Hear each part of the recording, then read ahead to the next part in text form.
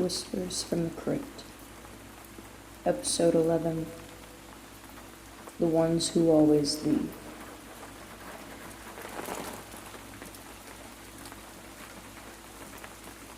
They say eternity is a gift. They say immortality is a blessing. But what do they know of silence? What do they know of standing in a house of empty chairs and remembering every name that once filled them?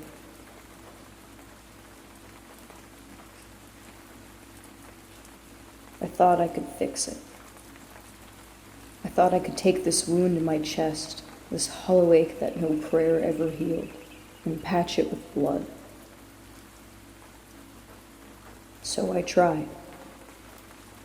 I made companions.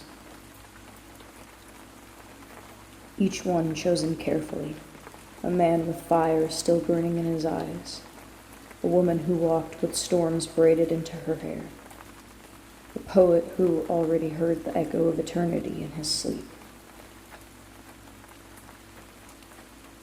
I gave them the gift that damned me.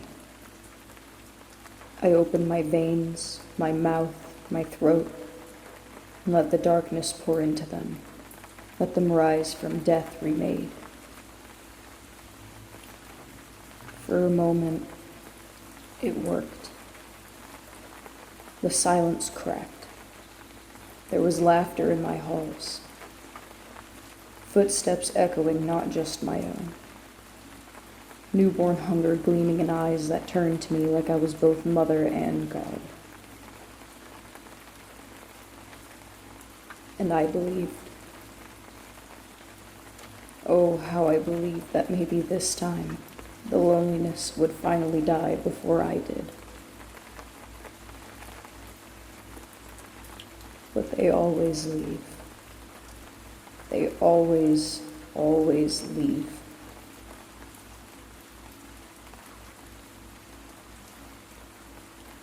Some slip away quietly, vanishing into the night like a breath stolen from a mirror. Some rage against me, screaming that I chained them to damnation, that I killed the person they were. Some swear eternal devotion, and yet, when centuries grind their love into dust, they go. I have seen them crumble into ash. I have seen them kneel before fire, begging for a warmth I could never give. I have seen them choose the sun, even after I warned them they would not love them back. And every time, I am left in the ruins of my own making, scraping their voices off the walls of my memory, listening to ghosts that will never answer.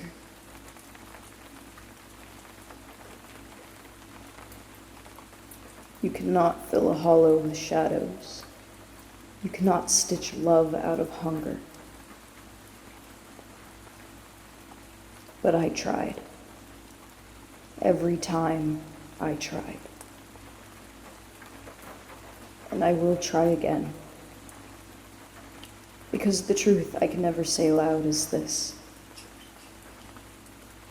I do not know who I am without someone to keep me from unraveling.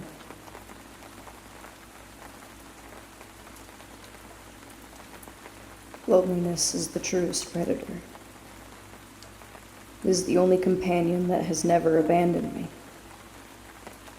And still, I would do anything to silence its mouth.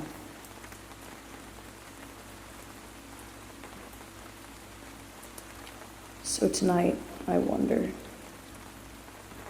who will I make next?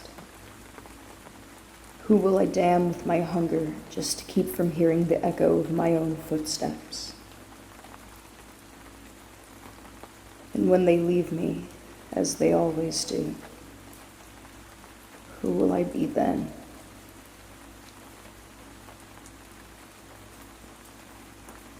They always leave, and I always remain.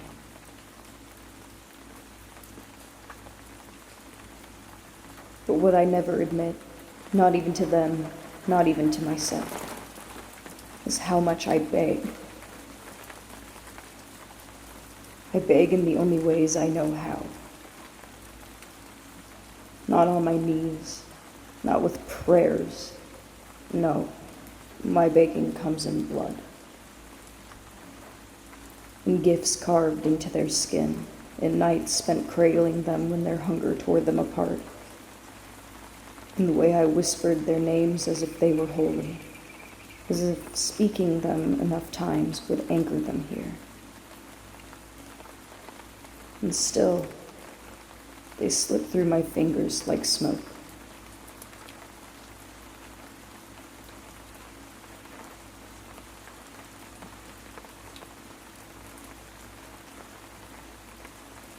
Do you know what it's like to build entire worlds out of someone's laughter, only to wake centuries later and realize the echo is gone? To look at the bed where they once slept and see the indent of a body that will never return. I walk through those rooms. Every night I walk. I trail my fingers across dust-covered tables. I touch door frames worn down by hands that no longer exist. And I swear I can hear their voices just beyond the threshold. But when I open the door, nothing. Only silence. Only me.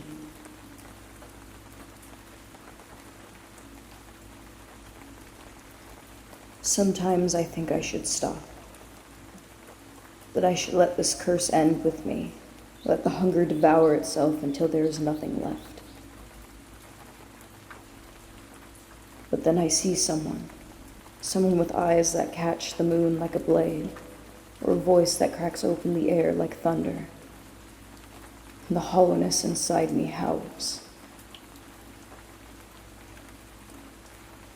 I tell myself this one will stay. This one will understand. This one will not abandon me like the rest. I lie to myself beautifully. I've become a master of it. And yet, every time they go, I become smaller, a little less real, a little more shadow than flesh. Until one night, I will vanish completely. No one will even remember that I tried.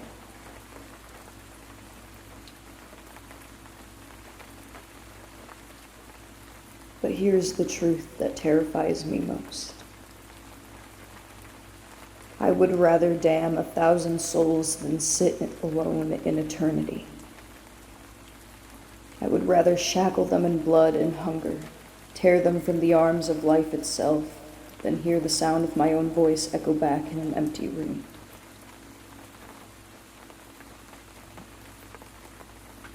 Does that make me cruel? Does that make me weak? Does that make me less than the gods who turn their faces away from me? Perhaps. But when the hunger speaks, when it opens its mouth inside me and says, "Make another," I listen. I always listen. Because in the end, it is not their leaving that destroys me. It is the waiting. The unbearable silence between now and the moment I choose again. And I will choose. I will always choose. For I was not made to be alone. And I refuse to let the dark be the only thing that calls my name.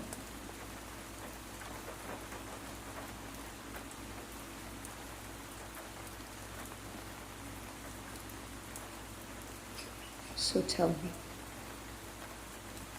if I make you mine, will you stay?